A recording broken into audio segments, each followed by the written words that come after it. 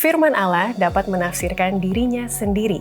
Itulah salah satu poin yang kita dapatkan dari pelajaran Sekolah Sabat pekan lalu yang mengajak kita untuk mempelajari nubuatan Alkitab, simbolnya, gambarannya, dan kiasannya sesuai dengan yang diartikan dirinya sendiri.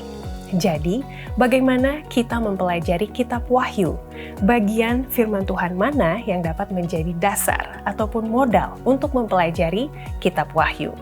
Kita akan bersama-sama mendiskusikan pelajaran kedua, kuartal 2 dari tahun 2025 dengan judul Fondasi Kejadian.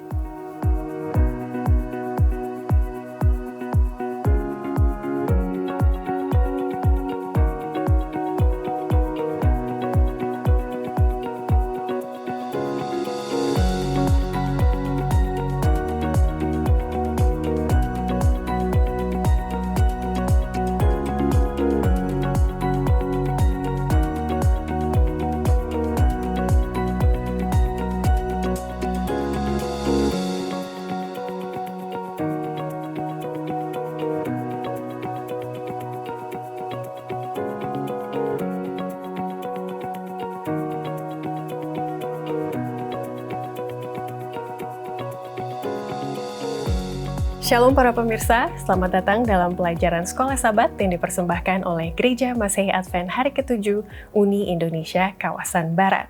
Dengan format yang baru dan juga settingan yang baru, program ini tetap hadir dengan beberapa hal yang sama. Yang pertama, host masih dengan saya sendiri, Iveta Inarai, lalu jumlah narasumber kita tetap 2 di setiap program. Berikutnya, di awal program kami akan tetap menyapa saudara-saudara sekalian melalui komen-komen yang telah disampaikan di video di YouTube kita.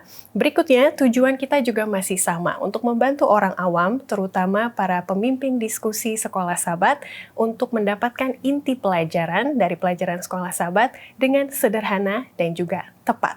Dan yang terakhir, orientasi dari program ini masih tetap berpusat pada pertanyaan-pertanyaan yang bisa kemudian direnungkan secara pribadi atau didiskusikan dengan kelompok Sekolah Sabatnya masing-masing. Yang berbeda adalah pertanyaan sekarang akan berada ataupun dijawab sepanjang diskusi, bukan lagi setelah diskusi. Berikutnya, diskusi akan berlangsung selama 35 menit sesuai dengan panduan Sekolah Sabat yang diterbitkan oleh Pelayanan Sekolah Sabat General Conference. Lalu, diskusi tidak akan berpaku pada pelajaran ataupun topik harian, tetapi berfokus pada poin-poin utama yang menjadi pelajaran inti dari pelajaran Sekolah Sabat di pekan tersebut. Tetapi saya sebagai moderator akan tetap membantu untuk menghubungkan poin utama mana itu berada di pelajaran hari apa untuk membantu kita mempelajarinya bersama-sama. Dan terakhir akan ada ajakan atau aplikasi yang berkaitan dengan Harvest 2025 yang merupakan misi kita bersama di Divisi Asia Pasifik Selatan ini. Makanya selama program akan ada beberapa jeda dengan informasi terkait Harvest 2025. Seperti biasa, saya akan menghargai komen-komen yang telah masuk ke video YouTube kita yang terakhir. Saya akan memulai dengan membacakan nama-nama baru yang baru saya lihat di video pelajaran pertama dari kuartal kedua tahun 2025. Saya akan bacakan namanya seperti Eli Palit di Jemaat Kaima, Minahasa Utara, Sulawesi Utara. Ini kampung di mana keluarga besar dari ibu saya berasal. Jadi shalom bagi saudara-saudara yang ada di Kaima. Berikutnya Anderias Noni di Likupang Timur, Minahasa Utara, Sulawesi Utara. Banyak sekali saudara-saudara dari Sulawesi Utara. Shalom, selamat datang di pelajaran Sekolah Sabat. Berikutnya Christian Atomo, Bobby Dayo, Sarina Hombing, Andrezino Andrezesta dari Gereja Kampung Marabau, Kudat, Sabah, Malaysia yang mengatakan, terima kasih kepada 2 pendeta dan moderator yang dapat memberikan pencerahan yang boleh memudahkan belajar di kelas masing-masing. Puji Tuhan. Dari Yolanda Saribulan mengatakan, terima kasih banyak untuk pembahasan pelajaran Sekolah Sabat ini. Tuhan memberkati. Tuhan memberkati Anda juga. Dari Noldi Maleke mengatakan, amin. Tuhan memberkati para narasumber. Kami juga mengatakan Tuhan memberkati saudara-saudara para pemirsa sekalian. Berikutnya dari Wilson Wader yang mengatakan, "Oh, benar-benar puji Tuhan. Saya pahami bahwa ternyata belajar nubuat ini adalah meminta pada Tuhan untuk memahami dan membaca tanda-tanda akhir zaman yang saat ini sedang terjadi di depan mata kita. Terima kasih, Tuhan Yesus memberkati hamba-hambanya." Puji Tuhan, semoga dengan mempelajari firman Tuhan ini kita lebih sensitif untuk melihat lingkungan sekeliling kita, di mana kita berada di dalam perkembangan zaman ini, dan apakah saya siap untuk menantikan kedatangan Yesus yang kedua kali. Tentunya itu yang kita harapkan bersama. Berikutnya dari Surabaya, ada jemaat Simo Sido Mulyo dari saudara Marks Uktol Seja, maafkan. Beliau mengatakan, "Puji Tuhan, pembahasan sekolah Sabat yang sangat membantu dalam memahami firman Tuhan. Terlebih dapat membangun semangat untuk mempelajarinya." Memang dari pekan ke pekan, saya selalu minta para narasumber untuk menyemangati umat-umat Tuhan supaya tidak bosan-bosan mempelajari firman Tuhan, terutama yang ada di dalam pelajaran sekolah Sabat. Berikutnya, nama-nama yang sudah sering saya bacakan dan ini merupakan pemirsa-pemirsa reguler yang kami sangat hargai dan juga berterima kasih kepada dukungan dan juga doanya.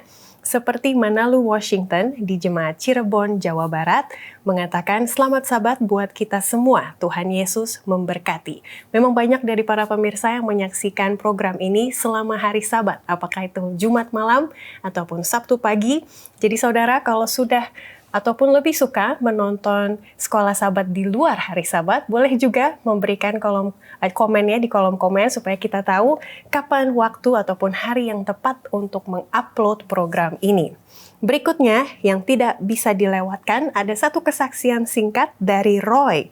Roy ini datang dari Keningau di Sabah, dari gereja SDA Toboh-Toboh. Beliau mengatakan, "Saya dilahirkan dalam keluarga yang sembahyang hari Minggu. Selama saya berada dalam kepercayaan tersebut, saya tidak pernah mendengar nubuatan dan tanda serta simbol-simbol.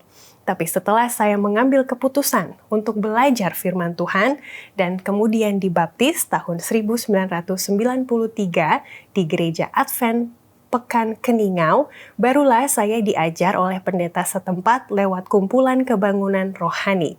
Selain itu, saya juga selalu membaca Alkitab, dan saya bersyukur kepada Tuhan lewat pengaruh Roh Kudus-Nya, sehingga saya menjadi umat yang sisa." Puji Tuhan. Terima kasih juga kepada Ivy selaku moderator setiap sesi sekolah Sabat dan pendeta-pendeta yang begitu menerangkan judul-judul sekolah Sabat sehingga saya mudah mengerti tentang nubuatan dan bahkan iman percaya saya terus bersemangat untuk menunggu kedatangan Tuhan Yesus kali kedua. Puji Tuhan, itulah yang menjadi harapan kita bersama. Jadi inilah segmen fellowship ataupun pemeliharaan yang biasa kita lakukan di kelompok sekolah Sabat masing-masing. Kami mengajak saudara-saudara untuk meramaikan kolom komen di YouTube dengan salam, pendapat maupun pertanyaan Anda. Dan juga beritahukan apa pendapat Anda tentang format yang baru ini, karena masukan Anda akan kami hargai dan kami pertimbangkan. Dan jangan lupa silakan di-like video ini dan juga subscribe ke channel YouTube dari Gereja Advent Indonesia Barat. Kalau bersedia, silakan klik ikon lonceng untuk notifikasi program-program baik lainnya. Terima kasih. Mari sama-sama kita mulai diskusi pelajaran kedua dengan judul Fondasi Kejadian. Dalam setting yang baru ini, mari kita sama-sama mempelajari dan juga beradaptasi. Kita sudah kehadiran dua narasumber kita, Pendeta Alberto Tulalesi, Direktur Sekolah Sabat Uni Indonesia Kawasan Barat, dan juga Pendeta Yohanes Dolok Saribu, Direktur Roh Nubuat dari Uni Indonesia Kawasan Barat. Shalom Bapak Pendeta, selamat datang. Shalom Kak Evi dan pemirsa. Yes, saya mau bincang-bincang untuk ice breaking biar kita santai Bapak Pendeta sekalian. Apa harapan pendeta terutama sebagai Direktur Sekolah Sabat? Bukan pekan ini, maksud saya kuartal ini. Mengenai nubuatan, ada tidak harapan atau ajakan? Saudara kalau belajar Sekolah Sabat, mari kita seperti apa? Atau apa yang mau dicapai sama-sama? Silakan. Baik, terima kasih Kak Evi. Jadi memang kalau sebagaimana nasihat yang umum dan lazim buat kita semua, Matius 6:33, carilah dahulu kerajaan Allah dan kebenarannya, maka semuanya itu akan ditambahkan kepadamu. Saatnya lah kita untuk terus mencari Tuhan dalam firman-Nya, dalam kebenarannya, sehingga kita semakin mengenal Dia, semakin mengasihi Dia, bahkan kita bisa menjadi terang bagi orang lain sehingga banyak orang boleh bersedia untuk kedatangannya yang tidak lama lagi. Amin. Jadi semoga kita tidak terlalu terpaku terhadap susah ya belajar Alkitab. Tapi ada satu harapan jauh yang kita tunggu-tunggu. Dan itu yang akan memberi kita semangat ketika belajar Alkitab. Terima kasih Pendeta Tulores untuk kehadirannya. Dan untuk Pendeta Dolok Saribu, banyak orang ketika mau belajar nubuatan, udah serem duluan. Pendeta saja lah yang jelaskan. Padahal kita mau belajar dan juga pekan lalu dikatakan kalau belajar harus buka sana, buka sini, begitu ya. Kita diajak bukan hanya passive listening gitu Pendeta. Kira-kira sikapnya seperti apa yang harus kita miliki? Baik, terima kasih pertanyaan ini mungkin jadi momok juga ya, mungkin bagi umat kita, umat Advent mengenai belajar nubuatan, kok rasanya bagaimana ya? Padahal sebenarnya kalau baca Wahyu 1 ayat 3 bagian A, jelas tertulis bahwa ada berkat bagi mereka yang membaca nubuatan. Cuman pertanyaannya seringkali kita berpikir, loh kok saya nggak dapat berkatnya? Kok saya nggak dapat berkatnya? Dalam saya baca nubuatan nggak dapat berkatnya. Kenapa ini terjadi? Mungkin karena kita membacanya tidak dengan sikap yang benar. Makanya sahabat lalu kita belajar bagaimana sikap yang benar dalam membaca nubuatan. Supaya Wahyu 1 ayat 3 tergenapi, kita dapat berkat. Nah, kita tidak mengulang lagi. Yes. Sahabat lalu punya pelajaran bagaimana sikap yang benar dalam membaca nubuatan. Betul. Kalau lupa bisa tonton episode yang lalu. Begitu. Secara cepat di-review, lalu kita masuk ke pembahasan pelajaran yang kedua ini. Sebelumnya saya mau bacakan ayat intinya terlebih dahulu, baru nanti kita berdoa yang akan dipimpin oleh Pendeta Yohanes Dolok Saribu. Ayatnya terdapat di dalam Yohanes 1 ayat 29. Pada keesokan harinya, Yohanes melihat Yesus datang kepadanya dan ia berkata, "Lihatlah anak domba Allah yang menghapus dosa dunia." Silakan Pendeta. Kita berdoa. Bapa yang penuh kasih, kami akan belajar tentang kasih-Mu. Kami akan belajar tentang nubuatan yang mengisahkan tentang kasih-Mu. Dan kami belajar dari firman Tuhan. Kiranya kasih sayang Tuhan menyertai kami, urapan Roh Kudus semua memberkati kami, baik hamba-Mu, Pendeta Tulesi, dan juga Ivy. Dan pemirsa yang mendengarkannya, di dalam nama Yesus kami berdoa. Amin. Amin. Terima kasih sekali. Tadi seperti yang Pendeta Dolok Saribu katakan, pekan lalu kita belajar sikap yang benar ketika kita mau mempelajari nubuatan yang terdapat di dalam firman Tuhan, yang kita sekarang miliki sebagai Alkitab. Sekarang pelajaran yang kedua, kita mau melihat kalau mau mempelajari Wahyu. Karena pekan lalu kalau saudara-saudara ingat kita bahas Alkitab bisa menafsirkan dirinya sendiri. Jadi kalau mau baca kitab Wahyu, bagian Alkitab mana lagi yang harus kita pahami terlebih dahulu, paling tidak konsepnya, supaya ketika membaca Wahyu, oh ini yang kayak saya baca di kitab itu ya. Nah itulah makanya ada judul Fondasi Kejadian. Silakan Pendeta membahas mengenai apa uniknya atau spesialnya buku Kejadian bagi buku Wahyu. Baik, terima kasih Kak Ivy. Jadi sebagaimana firman Tuhan katakan ya, sebagaimana pelajaran yang sahabat lalu, bahwa nubuatan-nubuatan ini karena karya roh Allah, maka kita harus belajarnya, menafsirkannya juga sesuai dengan roh Allah sampaikan. Roh Allah sampaikan yaitu dalam firman Tuhan ini ya. Dan bagaimana kitab Wahyu kita dapat mengerti kenapa harus kita ambil dari dasar asal usul, artinya ketika kita pertama kali ditulis, yaitu kitab Kejadian. Jadi sebagaimana firman Tuhan juga dalam Yesaya 8 ayat 20 mencatat kepada kita bahwa kita memang harus berbicara. Carilah pengajaran kesaksian, siapa yang tidak berbicara sesuai dengan perkataan itu maka baginya tidak diberi fajar. Jadi memang harus bicaranya sesuai dengan kitab suci ini juga sendiri. Jadi ketika kita bicara kitab Wahyu, ternyata ada banyak topik, ada banyak hal-hal yang memang dasarnya dari kitab Kejadian. Karena ini semua menjadi satu kebenaran yang ditulis, yang Tuhan berikan inspirasi kepada Nabi Musa untuk menuliskannya. Dan memang ada banyak sekali dalam kitab Kejadian membuat kita semakin boleh tahu bahwa memang Allah itu patut kita sembah dan kita kasihi. Karena dalam kitab Kejadian, contoh ya, yang paling gampang adalah kenapa kita harus menyembah Allah? Karena dalam kitab Kejadian diceritakan bahwa kita diciptakan oleh Allah. Ada pencipta. Dialah pencipta. Maka layaklah bahwa dialah yang kita sembah dan dialah yang kita ikuti. Betul. Sehingga pekabaran-pekabaran dari pencipta ini kepada anak-anak manusia banyak sekali dalam kitab Kejadian. Yang gambaran-gambarannya ditulis dalam kitab wahyu, kebenaran-kebenaran tersebut. Terima kasih. Betul. Jadi menambahi sedikit, nanti kita akan lebih dalam lagi menjelaskannya. Ada persamaan yang pertama dari tokoh. Ada dua tokoh yang dominan dalam kedua kitab tersebut. Di Kejadian ada pencipta dan juga seseorang yang sepertinya mengganggu kebahagiaan Adam dan Hawa, si ular. Nanti di Wahyu juga ada Allah yang kita sembah, ada anak domba Allah, dan juga ada ular juga yang disebut. Dan juga tema-tema yang berulang. Jadi kita lihat nih, bahwa Alkitab unik ya, untuk menjawab kitab terakhir kita harus buka kitab yang pertama, begitu ya. Ada pengulangan tema, ada pengulangan prinsip.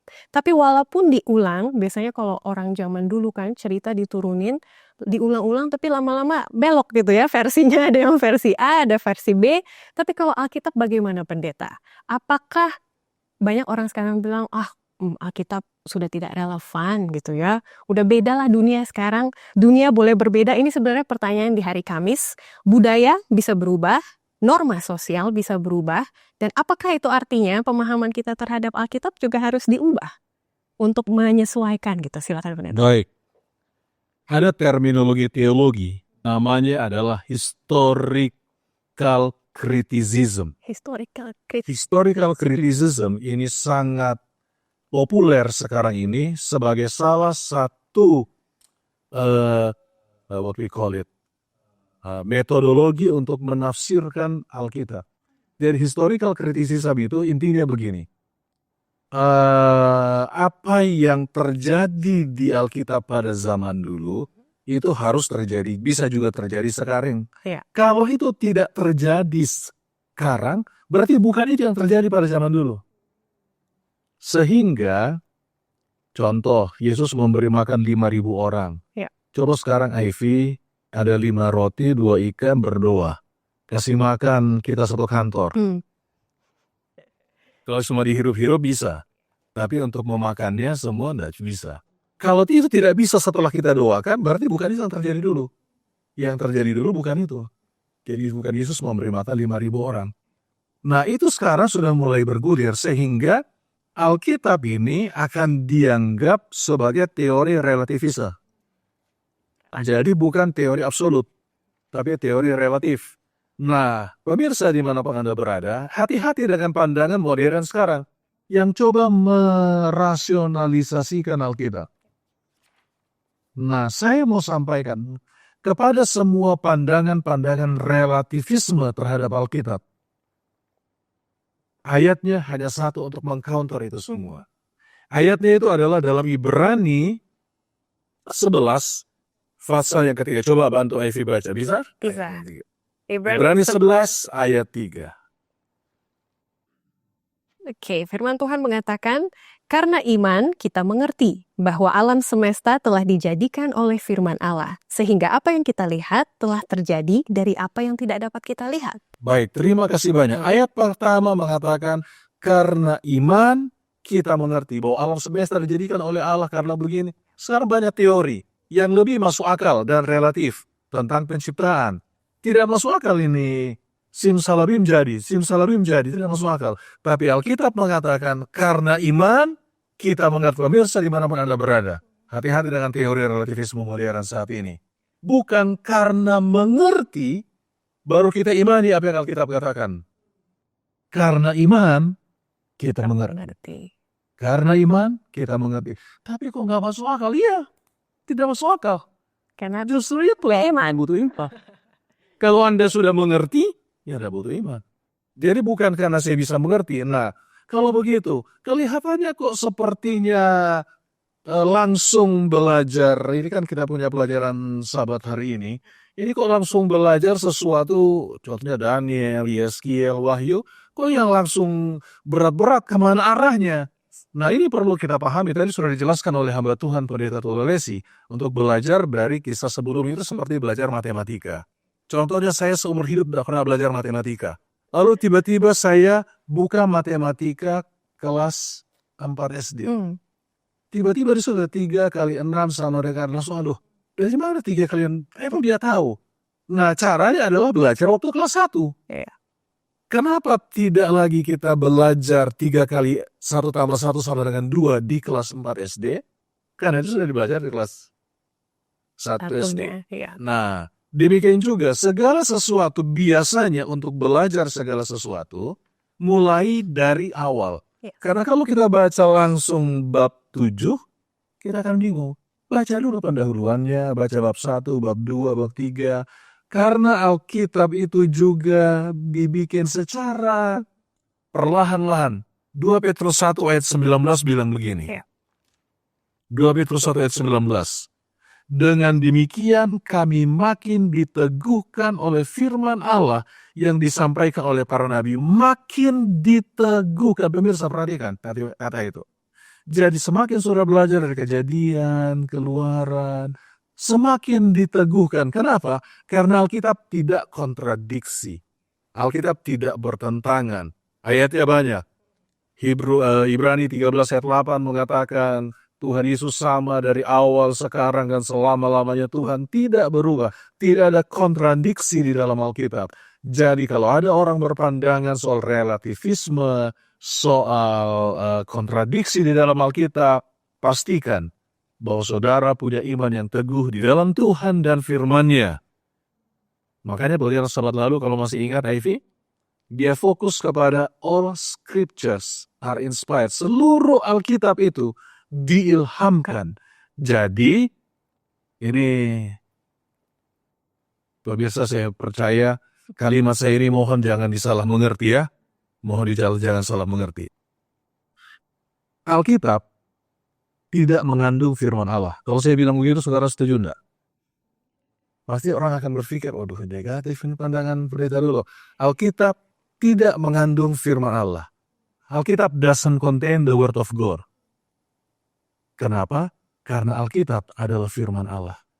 Jadi begini, ada pandangan relativisme modern sekarang mengatakan bahwa Alkitab ini mengandung firman Allah. Mengerti arti mengandung firman Allah? Ini pelajaran sekolah sahabat. Ini mengandung firman Allah.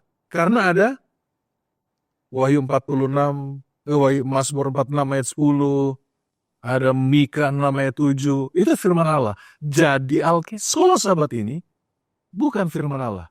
Sekolah sahabat ini mengandung firman Allah. Yang mana firman Allah ini? Jadi jangan bilang Alkitab mengandung firman Allah. Karena teori sekarang, saya pernah ikuti beberapa kelas yang umum yang mengatakan bahwa Alkitab mengandung firman Allah. Jadi ketika itu cocok dengan logika kita, cocok dengan relativisme modern, maka itu firman Allah. Ketika tidak cocok, itu bukan. Nah, pemirsa pastikan ketika saudara baca Alkitab, ini tidak mengandung. Kalau mengandung berarti ada firman Allah. Ada tidaknya. Ada tidak. Tapi seberapa banyak firman Allah, itu pelajaran kita sama lalu. All scriptures. Seluruh ini adalah firman Allah. Saya kembalikan. Thank you Pendeta. Pendeta sebenarnya sudah menjawab pertanyaan nomor 1 dan 2 di hari Jumat. Jadi bagi para pemirsa yang belajar ataupun pemimpin diskusi, silakan didiskusikan. Karena pertanyaannya mengenai bagaimana gereja merespon kalau ada penafsiran baru tentang nubuatan. Nah, itu kan salah satunya dari teori relativisme. Ada juga yang dibilang kitab suci tidak pernah gagal menghasilkan informasi baru dan pemahaman baru. Jadi sikap apa yang harus kita miliki ketika belajar? Wah, ini baru saya lihat nih, sebenarnya bukan baru, kita aja yang baru mungkin itu. Tapi bagaimana akhirnya dasarnya yang harus kita miliki? Terima kasih sekali sudah diarahkan oleh Pendeta Dolok Saribut tadi. Pemirsa, kita sudah membahas pelajaran hari Minggu sebenarnya. Kita akan sekarang melihat bahwa kalau firman Tuhan itu konsisten, kita sudah belajar pekan lalu secara luas dan dalam mengenai the great controversy, pertentangan besar. Sebenarnya dari dulu yang mau dipatahkan oleh setan adalah itu, ya kan? Bahwa Tuhan itu berubah-ubah, mungkin sama orang Israel baik, sama orang lain nggak baik, gitu kan ya? Ada teori relativisme juga. Jadi bagaimana ketika kita melihat Kejadian dan Wahyu, sebenarnya mereka sedang membahas mengenai pertentangan besar itu, dan akhirnya Kejadian dan Wahyu melengkapi satu sama lain. Boleh dijelaskan lebih lanjut, Pendeta? Iya, baik, terima kasih. Jadi kalau kita lihat ya, sebagaimana tadi Ivy sudah katakan, tampilnya kuasa musuh itu ketika Kejadian 1 ayat Kejadian pasal 1 dan pasal 2 itu menceritakan bagaimana pencipta menciptakan kita, makhluk yang ada di bumi ini dan kita manusia ini, dan ketika masuk dalam kitab Kejadian pasal 3, di sana kejatuhan itu terjadi. Di sanalah kejatuhan kuasa. Jadi masuklah kuasa musuh itu menggoda nenek moyang kita melalui tampilan ular dan berkata untuk menentang perintah Allah dalam Kejadian 2 ayat 16 dan 17 yang menyatakan bahwa pohon pengetahuan buah dan baik jahat itu jangan dimakan. Tapi Bapak bilang kau makannya pastilah kau mati. Tapi ular bilang bahwa nggak apa-apa makan saja. Ayat yang keempat Kejadian pasal 3 bilang kamu tidak akan mati. Nanti akan dibahas lebih jauh. Jadi itulah pertentangan yang ada. Dan kita lihat akhirnya nenek moyang kita jatuh. Dan di sana juga kita lihat bahwa di dalam kitab Kejadian sendiri juga, terutama di dalam pasal 3 yang menceritakan kejatuhan, tapi di sana juga menceritakan bagaimana Allah intervensi langsung. Ketika Adam berbuat dosa, Allah datang untuk bercakap-cakap dengan dia, tapi Adam ketakutan dan Adam coba membuat pakaian dari kulit, dari pepohonan, dari daun-daunan, dan Allah langsung masuk untuk menceritakan bagaimana bahwa akan ada satu penyelamatan yang Allah buat dalam Kejadian 3 ayat 15. Injil. Evangelium yang disebut arti Injil pertama. Dan bukan hanya perkataan, tapi Allah membuat tindakan dalam Kejadian 3 ayat 21. Saya akan bacakan ya, Kejadian 3 ayat 21 bilang bahwa dan Tuhan Allah membuat pakaian dari kulit binatang untuk manusia dan untuk istrinya, lalu mengenakan kepada mereka. Nanti kita lihat tentang kulit binatang ini. Ya, binatang yang kalau binatang dikuliti pasti binatang itu mati. Ada korban yang terjadi. Yang tadi Allah bilang bahwa kamu harus mati, tapi nggak mati mereka. Kenapa? Karena ada pengganti yang mati. Itu binatang di pasal 3 itu sendiri. Jadi kita lihat bahwa memang pertentangannya terjadi, tapi Allah langsung masuk untuk menunjukkan kasihnya bagi kita umat manusia ini. Wah, luar biasa. Makanya tidak cukup Wahyu dipelajari sendiri. Karena awal ceritanya itu udah zaman jebot gitu ya, bahasan sekarang ya udah lama banget. Dan nanti akhirnya Alfa dan Omega itu ada di Wahyu. Jadi untuk tahu akhirnya kita harus belajar dulu yang pertama. Baik pemirsa, kita akan kembali lagi mendalami setelah yang satu ini.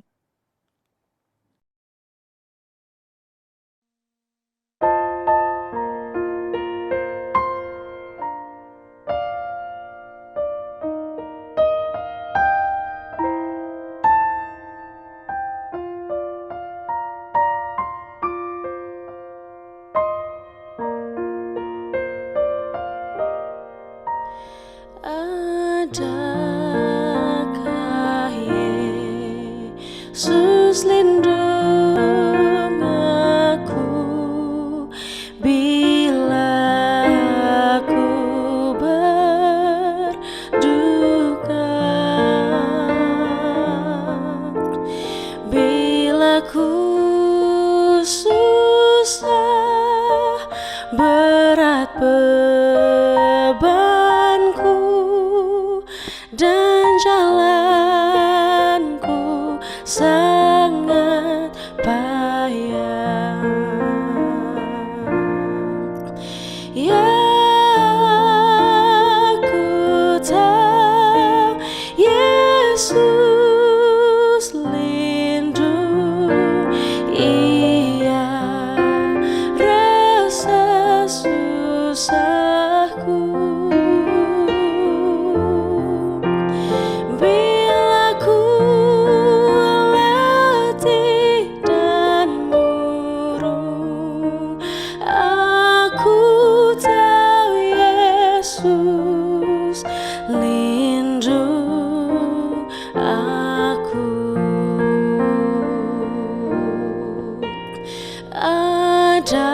Adakah Yesus lindung aku bila takut menyengat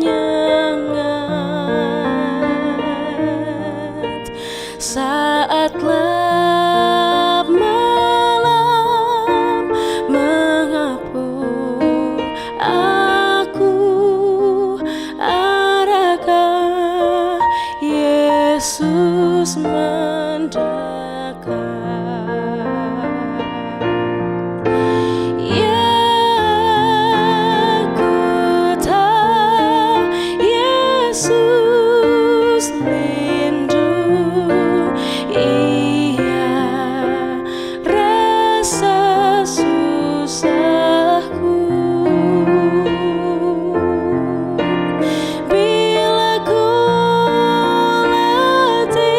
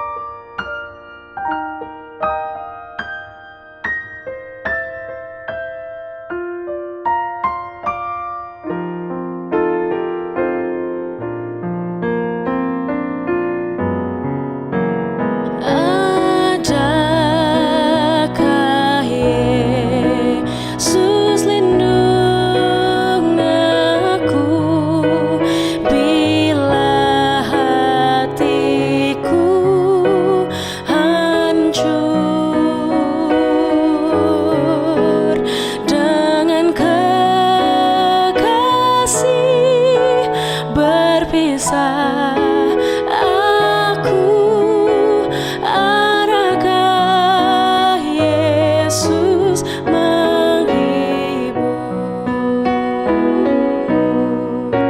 Ya, ku tahu Yesus lindung, Ia rasa susahku. Bila ku letih dan murung, aku tahu Yesus lindung aku.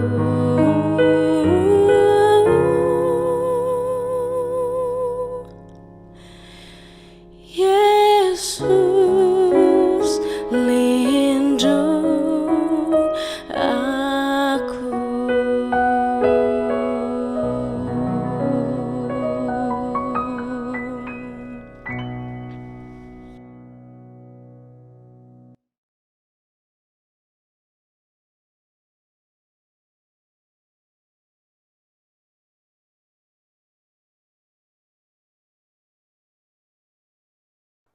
Terima kasih saudara-saudara masih bersama kita. Kita akan lanjutkan diskusi. Kita tadi berhenti di dalam tema besar dari buku kitab Kejadian dan juga Wahyu yang ternyata ada kesamaan, yaitu mengenai pertentangan besar. Dalam pertentangan besar tersebut, sifat Allah dipertaruhkan karena setan memiliki hasutan-hasutannya sendiri dan akhirnya Yesus mencoba untuk memberikan gambaran mengenai kasih-Nya. Dan kalau pemirsa ingat, pekan lalu kita menyetujui bahwa tujuan kita mempelajari nubuatan adalah untuk apa, pendeta?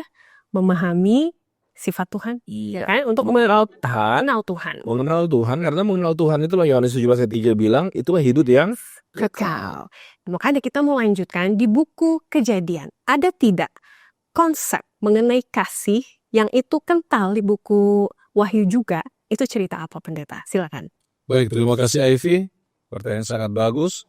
Kalau masih ingat pelajaran triwulan lalu, kayaknya nyambung dengan triwulan ini. Triwulan lalu bilang, kalau pemirsa masih ingat, seandainya seluruh Alkitab dirangkum dalam satu kata, maka kata itu adalah kasih. Jadi kata kasih pertama kali muncul di dalam Alkitab adalah Kejadian 22 ayatnya yang kedua. Kata kasih pertama kali muncul dalam Alkitab. Kita perlu lihat. Karena kalau muncul pertama kali, itu refernya ke belakang itu sangat relevan. Firman-Nya, firman Tuhan. Ambillah anakmu, Abraham ya. Ambillah anakmu yang tunggal itu, yang engkau kasihi, yakni Ishak. Pergilah ke tanah Moria, dan persembahkanlah dia di sana sebagai korban bakaran pada salah satu gunung yang akan kukatakan kepadamu. Baik, kata kasih pertama kali muncul di dalam Alkitab, itu adalah hubungan antara Bapa dan Juga anak. Dan anak yang tunggal. Yes. Beloved son. Silakan. Oke. Silakan. Jadi anak yang tunggal. Kelihatannya bahwa Abraham diperintahkan untuk mengorbankan anaknya yang tunggal itu. Bandingkan ini dengan kalimat ketika Yesus selesai dibaptis dalam Matius 3 ayat 17. Ada kalimat juga ya, beloved son, anakku yang tunggal sebenarnya juga, yang ku kasihi ini. Jadi sebenarnya perwujudan kasih Allah kepada saudara dan saya adalah dengan memberikan anaknya untuk saudara dan saya. Anaknya mati untuk saudara dan saya. Dan kematian anaknya ini nyata disebutkan di dalam Alkitab. Anaknya yang tunggal itu. Jadi begini, banyak ya, dan pemirsa dimanapun Anda berada, banyak orang punya konsep Yesus jadi juru selamat ketika dia datang ke dunia ini. Yesus jadi juru selamat, ada juga yang bilang ketika dia mati di kayu salib. Sehingga banyak juga orang punya konsep Yesus menjadi juru selamat. Mungkin bagus juga ini kalimat kita elaborate, supaya kita tahu kasih Allah kepada kita. kapan? Apakah Yesus jadi juru selamat di kayu salib saat dia datang? Mari kita coba baca ayatnya. 2 Timotius 1 ayat 9. Boleh Evi bantu-bantu baca? 2 Timotius 1 ayat 9.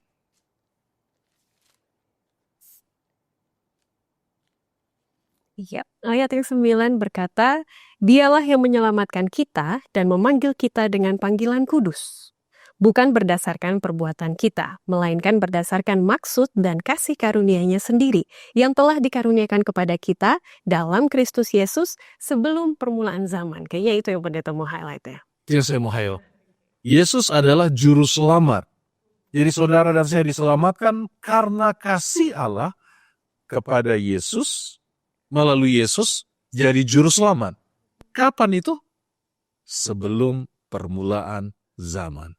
Sebelum permulaan zaman. Jadi kasih Allah yang begitu besar, ini disebutkan, itu terjadi bukan saat Yesus mati di kayu salib, tetapi sebelum Kejadian 1 ayat 1. Ya. Sebelum permulaan zaman. Jadi mungkin sekedar tambahan, lain kali berdoanya jangan karena kami berdoa di dalam nama Yesus yang telah menjadi juru selamat. Sampai sekarang. Terganti dalam nama Yesus yang adalah juru selamat. Itulah konsistensi dari kasih Allah, itulah konsistensi dari firman Tuhan yang kita pelajari juga. Dan bertepatan sekali karena Pendeta Dolok Seribu sudah mention mengenai Yesus, yang kalau kita lihat korelasinya di buku Kejadian, disebutkan sebagai anak domba yang ada di cerita Abraham dan Ishak, dan anak domba Allah ini juga yang menjadi tokoh prominent di Wahyu. Boleh Pendeta Tulalesi masuk ke dalam pentingnya sosok tokoh anak domba ini, dan inilah yang akhirnya mengaitkan Yesus ada di Kejadian, ada di Injil, ada juga di Wahyu selama-lamanya. Silakan. Baik, terima kasih Kak Evi. Jadi sebagaimana saya ungkapkan tadi, ketika manusia jatuh ke dalam dosa, pertama sekali di dalam kitab Kejadian pasal yang ketiga, di mana Hawa berhasil digoda oleh iblis dan Hawa makan buah yang dilarang dan akhirnya memberikan buah itu kepada Adam dan Adam juga memakannya, maka Allah langsung intervensi dengan memberikan janji dalam Kejadian 3:15, tapi juga Allah melakukan tindakan di sana ya, yang saya mau baca di dalam Kejadian 3:21 yang tadi sudah dibaca. Dan Tuhan Allah membuat pakaian dari kulit binatang untuk manusia dan untuk istrinya itu, lalu mengenakannya kepada mereka. Memang belum ada kata anak domba di sini, tetapi ada binatang yang mati di sini untuk menggantikan kematian daripada Adam dan Hawa. Yang harusnya mati pada hari kau makannya, maka engkau pastilah mati. Tetapi yang mati adalah seekor domba, seekor binatang yang kulitnya dipakaikan kepada Adam dan Hawa. Lalu ini gambaran ini jelas sekali tercatat di dalam kitab Kejadian pasal 22, di mana ayat yang ke-7 ya.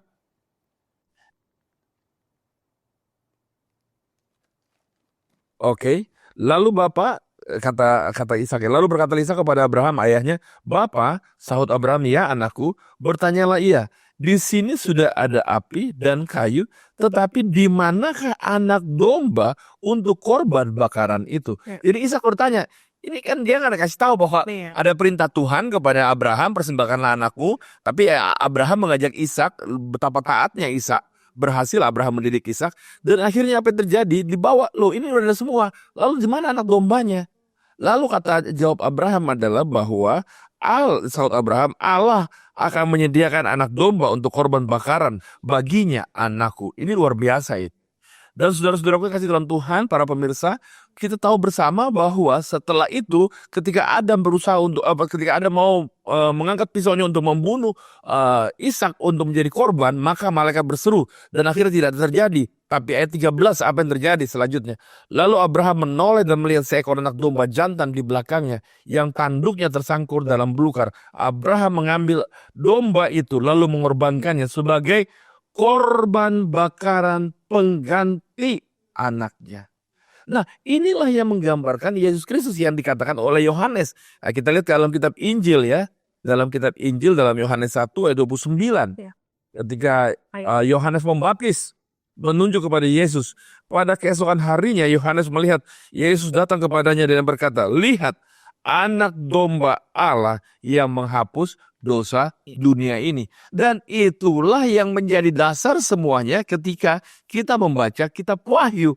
Ketika kitab Wahyu berbicara tentang anak domba, mari kita buka dalam Wahyu pasal yang kelima.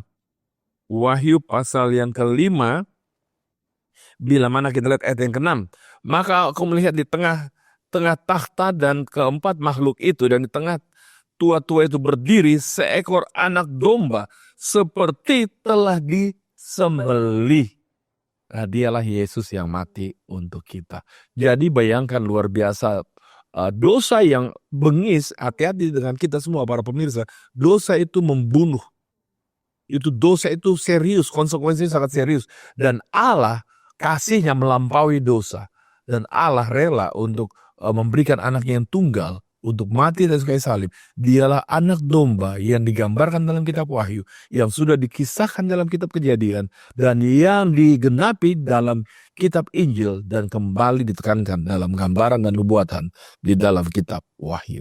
Nah, disitulah kita melihat puncaknya kasih Allah. Karena tokohnya tetap satu di buku Kejadian maupun di buku Wahyu.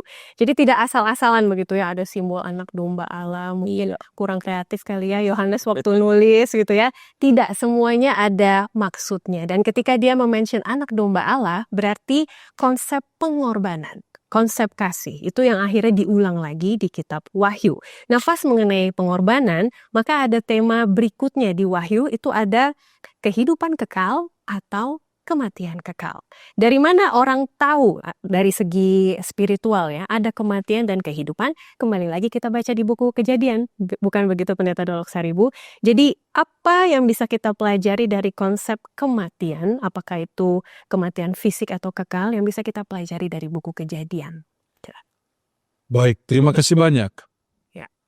Menariknya adalah, Ivy dan pemirsa dimanapun Anda berada, menariknya adalah kata mati pertama kali di dalam Alkitab itu disebutkan oleh Allah.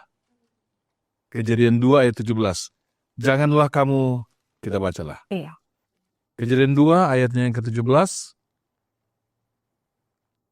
Tetapi pohon pengetahuan tentang yang baik dan jahat, janganlah kau makan buahnya, sebab pada hari yang kau memakannya, pastilah engkau mati. Kata mati pertama kali. Biasanya kalau bicara mati, ini sudah tua. Sudah umur. Sudah umur. Iya. Tapi mati pertama di dalam Alkitab, bicara manusia ya, mati pertama di dalam Alkitab, itu adalah orang yang masih muda. Namanya adalah Habel. Menariknya adalah Habel dibunuh. Habel ini orang benar, dibunuh oleh orang yang tidak benar. Ini adalah gambaran Yesus. Yesus yang benar dibunuh oleh orang yang tidak benar. Bedanya, Habel tidak bisa mencegah dirinya untuk mati. Dibunuh ya mati. Yesus bisa mencegah dirinya, tapi dia tidak melakukannya. Jadi begini, saya mau sampaikan kepada pemirsa dimanapun Anda berada. Yesus mati bukan karena kehabisan darah. Yesus mati bukan karena ditikam. Yesus mati betul karena dosa saudara dan saya. Tapi Yesus mati bukan karena ditikam, dibunuh, kehabisan darah, capek, kehabisan tenaga. Kalau Habel mati karena ditikam, dipukul, kepala mati. Saudara dan saya mati karena kena kanker, tabrakan, sudah tua, macam-macam. Orang dibunuh mati karena dibunuh. Dia tidak mau mati, tapi mati. Nah, Yesus mati bukan karena kehabisan darah. Tapi apa Alkitab bilang? Yohanes 10 ayat 17. Yohanes 10 ayat 17 dan 18. Bapa mengasihi aku oleh karena aku memberikan nyawaku untuk menerimanya kembali. Tidak seorang pun yang mengambil nyawaku daripadaku, melainkan aku yang memberikannya dengan sukarela. Jadi, apa kalimat Yesus di kayu salib ketika dia mati? Dia bilang, I lay down my life. Kalau saudara dan saya tidak lay down your life, kita tidak lay down, kita tidak melakukan, tidak menyerahkan. Kalau kita tabrakan, kita karena kecelakaan. Tapi Yesus karena dia sukarela menyerahkan nyawanya. Jadi, ayat selanjutnya bilang, aku berkuasa memberikannya dan berkuasa juga mengambilnya kembali. Jadi Yesus punya kuasa menyerahkan nyawanya, Yesus punya kuasa mengambilnya kembali. Jadi saudara dan saya, kalau saudara dan saya hidup di dalam Kristus, maka Yesus Kristus punya kuasa untuk membangkitkan mereka yang mati di dalam Tuhan. Dan itulah yang dipercayai Abraham. Kenapa dia menuruti Allah membawa Ishak? Karena Abraham percaya Tuhan bisa membangkitkan. membangkitkannya. Ibrani pasal 11 mencatat. Nah, disitulah akhirnya kita mendapat konsep kasih yang direpresentasikan oleh Yesus bagi kita, tapi juga kasih Allah Bapa karena kehilangan anaknya. Dan itu yang menjadi pengharapan kita ketika kita membaca Wahyu. Jadi kehilangan berkat pendeta ya, kalau tidak belajar Wahyu, karena banyak pengharapannya di situ. Nah baik, terakhir kita mau melihat dari tadi ada satu tokoh yang sudah kita tinggikan yaitu anak domba. Tapi lawannya anak domba jangan dilupakan juga pendeta. Karena ini penting, karena di zaman akhir penyembahan hanya kepada dua tokoh ini. Kepada anak domba atau kepada ular. Apa yang menjadi amaran bagi kita pendeta? Baik, terima kasih. Jadi saya mau coba kita baca ya bagaimana memang sejarah kejatuhan Lucifer itu dalam Yesaya pasal 14 ya. Yesaya pasal 14, saya mau baca mulai dari ayat yang ke-12 sampai ayat yang ke-14. Wah, engkau sudah jatuh dari langit, hai bintang timur, putra fajar, engkau sudah dipecahkan dan jatuh ke bumi. Hai yang mengalahkan bangsa-bangsa, engkau yang tadinya berkata dalam hatimu, aku hendak naik ke langit, aku hendak mendirikan takhtaku. Ya bayangkan, ingin mendirikan takhtanya ya. Aku mengatasi bintang-bintang Allah dan aku hendak duduk di atas bukit pertemuan. Jauh di sebelah utara, aku hendak mengatasi ketinggian awan-awan, hendak menyamai yang maha tinggi. Oke, dia ingin mendirikan takhta dan dia ingin duduk di atas bukit pertemuan jauh di sebelah utara. Itu adalah gambaran takhta Allah. Jadi dia ingin kudeta Allah. Jadi dia ingin mengambil Allah punya posisi. Nah, layaklah pencipta untuk disembah. Layaklah pencipta untuk kita puji dan sembah dia. Dan dia ingin ambil ini. Berarti setan gak main-main. Dia ambil penyembahan kita. Dia ingin mengambil penyembahan kita. Bayangkan, dan memang saudara-saudaraku yang kasih dalam Tuhan, dia mulai dengan pertama kali ketika manusia diciptakan oleh Allah, lalu dia mulai menggoda. Dia ingin mengambil ketaatan manusia, mengikuti dia. Nah, itu ceritanya dalam Kejadian pasal 3, bahwa akhirnya ular datang untuk menggoda Hawa, untuk makan buah yang Tuhan larang makan. Ini kan masalahnya bukan masalah di buahnya, ini masalah di yang siapa yang memberi perintah. Allah memberi perintah jangan, tapi ular bilang makan. Boleh kamu makan. Inilah masalahnya. Jadi ternyata memang betul-betul dia ingin lawan Allah. Dia ingin mengambil posisi Allah. Dia ingin disembah, dia ingin ditaati. Dan memang sangat disayangkan. Konsekuensinya besar dengan Hawa memakan buah itu dan Adam memakan buah itu. Kenapa? Karena ini masalah ketaatan. Siapa yang disembah? Dan yang terjadi akhirnya setan menaklukkan. Dan itulah yang digambarkan kalau ular itu ya digambarkan di dalam kitab Wahyu 12 ayat 9 ya. Ular yang menggoda, ular tua itu yang menggoda Adam dan Hawa itu yang dikalahkan Allah di Yesus di sorga, dan itu yang menggoda Adam dan Hawa di muka bumi ini. Tetapi memang pemberontakan yang luar biasa, dia ingin disembah. Hati-hati dengan dosa. Para pemirsa, hati-hati dengan dosa. Dosa adalah di mana kita melawan Allah. Kita tidak mau menyembah Allah. Melanggar perintah Allah itu berarti kita betul-betul mengikuti sang kuasa satu lagi yang ingin mengambil alih penyembahan kita. Yaitu kuasa kegelapan, itu kuasa Lucifer itu. Yang digambarkan dalam kitab Kejadian. Makanya kita bicara ular, kitab Kejadian menampilkannya. Ular yang menggoda Hawa dan Adam untuk mengikuti perintahnya. Jadi amaran bagi kita supaya tidak termasuk di dalam kelompok pemberontak di zaman akhir, dengan cara mempelajari pemberontakan pertama, bukan di alam semesta ya, di bumi. Pemberontakan pertama itu dicatat di kitab Kejadian. Baik, terima kasih sekali pemirsa, kita akan simpulkan dan juga membuat challenge setelah yang satu ini. Harvest 2025 mengingatkan kita bahwa inilah saatnya untuk bertindak. Ada banyak orang yang siap untuk mendengarkan Injil, dan kita dipanggil untuk berbagi. Setiap orang memiliki peran untuk dimainkan. Apakah Anda membagikan pesan kepada teman, berdoa untuk kampanye ini atau berpartisipasi dalam acara-acara jangkauan keluar. Keterlibatan Anda sangatlah berarti. Misinya sederhana. Bersatulah, bagikan kabar baik, dan bantu bawa orang kepada Yesus Kristus. Harvest 2025 mendukung misi I Will Go dari gereja yang mendorong setiap orang Advent untuk membagikan Injil. Harvest 2025 adalah tentang menjadikan misi menjadi bagian dari kehidupan kita sehari-hari.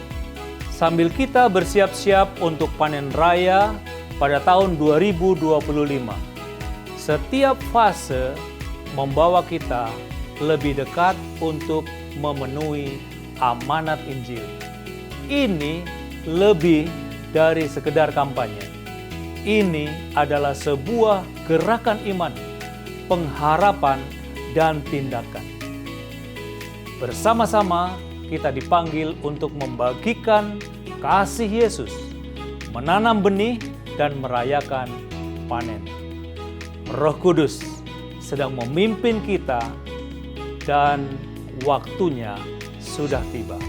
Marilah kita semua bersiap untuk panen raya.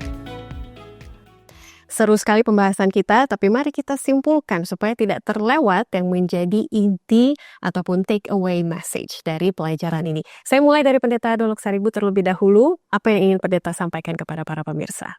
Baik, terima kasih banyak. Yang ingin saya sampaikan adalah baca Alkitab jangan hanya cukup satu ayat, tetapi baca dengan bandingkan ayat demi ayat. Karena itu yang pelajaran sekolah sahabat kita mau tekankan. Makanya judulnya Fondasi Kejadian. Kita mau belajar Wahyu, baca dari Kejadian. Sehingga dengan demikian kita boleh belajar Alkitab secara perlahan, step by step, dan mengerti semuanya. Yang kedua adalah pelajaran sekolah sahabat kita menekankan bahwa setan itu sangat licik. Jangan pernah berkata bahwa bisa, saya pasti sanggup lah, gak mungkin jatuh. Ingat, orang yang bilang tidak mungkin jatuh, tidak jatuh. Karena setan lebih licik dari kita. Itu sebabnya, mari kita bersandar kepada Tuhan, dan demikian saat demi saat, detik demi detik, kita boleh menang dalam semuanya. Itu yang mau saya sampaikan kepada pemirsa. Saya kembalikan kepada Ivy. Saya jadi teringat tadi sambil berdiskusi ada satu ayat yang tadinya Pendeta Tulelesi mau bacakan, tapi tadi tidak sempat terbacakan. Tapi teringat karena Pendeta Dolok tadi katakan, Yesaya 28 ayat 9 dan 10. Kalau boleh saya bacakan, kepada siapakah dia ini mau mengajarkan pengetahuannya, dan kepada siapakah ia mau menjelaskan nubuat-nubuatnya. Ayat 10 saya langsung loncat, sebab harus ini, harus itu, mesti begini, mesti begitu, tambah ini, tambah itu. Kalau bahasa Inggrisnya sebenarnya lebih mudah dimengerti. Line upon line, precept upon precept. Jadi kan waktu belajar Alkitab di satu pasal dulu gitu kan ya, di ayat yang sebelumnya, ayat sesudahnya, baru di kitab sebelahnya. Boleh ditambahkan pendeta kesimpulannya bagi pemirsa. Baik, terima kasih. Jadi sebagaimana yang Ivy katakan dan juga pendeta Yohanes Dolok Saribu katakan bahwa memang kita harus belajar firman Tuhan, rumput menjadi kering, bunga menjadi layu, tapi firman Allah kita tetap untuk selama-lamanya. Untuk kita boleh tetap kokoh di dalam Tuhan, untuk kita boleh setia di dalam Tuhan, dan mengenal Allah lebih jauh lagi, dan akhirnya itu sampai selama-lamanya, berarti sampai kepada kehidupan yang kekal. Dalami ini firman Tuhan. Dan akan membuat kita semakin lama karakter kita semakin diubahkan seperti anak domba. Kita akan mengenal dia dalam kitab Wahyu, bagaimana kasihnya, bagaimana pengorbanannya, sehingga akhirnya kita punya karakter juga diubahkan seperti karakter anak domba itu. Dan akhirnya kita boleh disiapkan waktu Tuhan datang kedua kali untuk kita boleh menyanyi bersama dengan seluruh umat tebusan, nyanyi kemenangan anak domba itu. Amin. Nah di segmen ini yang berbeda juga, selain kesimpulan, kita mau mengajak para pemirsa, supaya kita tidak hanya menjadi pendengar, tetapi juga pelaku firman. Dan kalau boleh, aplikasi ini bisa menjadi aplikasi pribadi atau aplikasi UKSS masing-masing, atau yang berhubungan dengan Harvest 2025. Jadi saya mau mulai dari Pendeta Tulalesi kali ini. Apa kira-kira ajakannya bagi pemirsa? Ayo lakukan ini, silakan Pendeta. Baik, terima kasih. Semakin kita mengenal Kristus, bahwa Kristus ini adalah Kristus adalah Allah yang tidak mementingkan diri, Allah yang mengasihi banyak orang, sehingga kita juga setelah mengenal Dia, anak domba, di dalam kitab Kejadian yang dijelaskan lebih jauh lagi dalam nubuatan-nubuatan dalam kitab Wahyu, maka hati untuk melihat mengasihi orang kita miliki, sehingga akhirnya kita boleh mengasihi orang dan boleh membawa orang-orang kepada anak domba itu, kepada Yesus Kristus itu, sehingga mereka juga akan diselamatkan waktu Tuhan datang kedua kali nanti. Puji Tuhan. Terakhir Pendeta Dolok-Saribu, silakan. Baik, terima kasih banyak. Orang suka bilang begini, Ivy. Ya. Wah, kebetulan saya melayani sebagai direktur roh nubuat. Wah, ini belajar roh nubuat. Saya suka berseloroh ya, bagus juga kita belajar roh nubuat, tapi juga ada roh berbuat.